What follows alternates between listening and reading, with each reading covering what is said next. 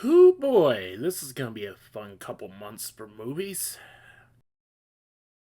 As most of you may have heard, a lot of blockbuster movies and big ticket movies are getting postponed due to the coronavirus.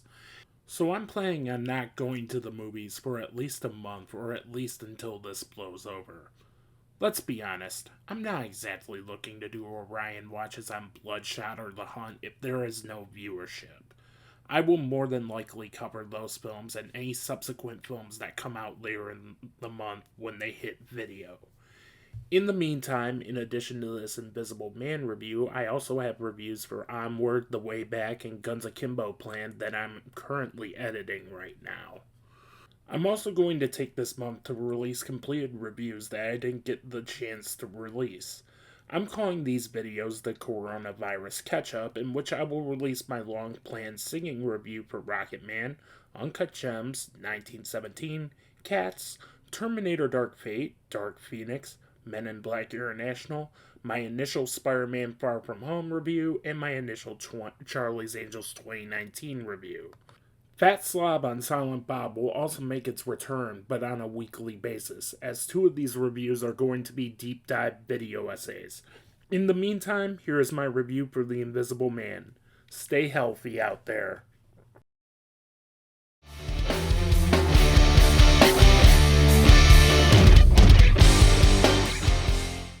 I knew it. I fucking knew it. The second I saw the trailer for The Invisible Man in front of Black Christmas 2019, I knew that this film would be 50 times better than Black Christmas 2019. The Universal Studios monster movies were my gateway to horror movies. I remember watching Frankenstein Meets the Wolfman at such a young age and being fascinated by it. I was drawn to those films and it helped me find a fascination for horror I didn't know I had. Soon I was watching Dracula, Frankenstein, The Mummy, and Creature from the Black Lagoon. I just recently rewatched the 1933 version of The Invisible Man and marveled at how brilliant it was for its time. It was a little ahead of its time as it had the feel of a slasher film.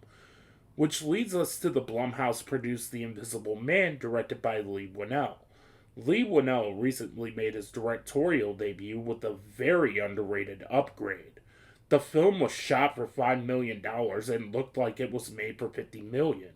So I was really looking forward to his next project. Though this is his second film as a director, Whannell had his hands in writing such modern horror classics as Saw and Insidious with his writing partner James Wan.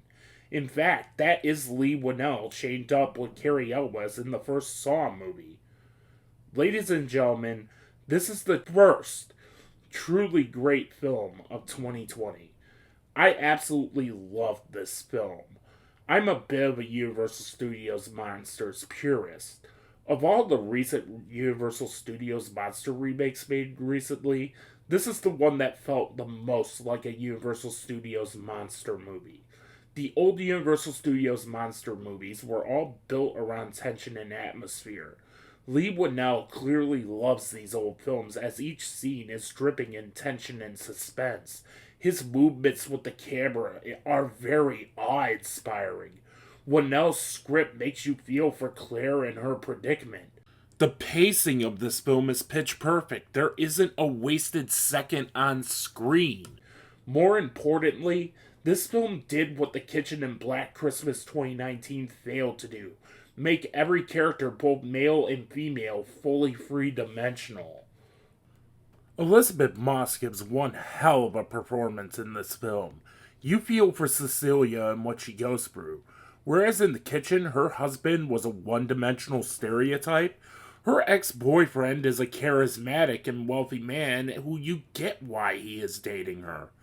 On Twitter, people are making a stink about how Claire isn't attractive enough for this tech billionaire, and That's the point! he saw her insecurities and used them to his advantage. It's what pickup artists do. When the big reveal happens, there are emotional stakes to Claire as well. When I inevitably buy the Blu ray, I want to study the first 10 minutes of this film. After its ingenious title sequence, we get a nearly dialogue-free opening that is full of suspense and has you on the edge of your seat. Moss sells this, and given that this is a horror movie, she will not be nominated for an Oscar next year. I'm used to it after seeing Toni Collette and Lupita Nyong'o get snubbed. Aldous Hodge is also fantastic as Cecilia's brother-in-law, who serves as the skeptic of the story. They have a great rapport together. Also, I've noticed Storm Reed, who plays his daughter, who does a great job in this role.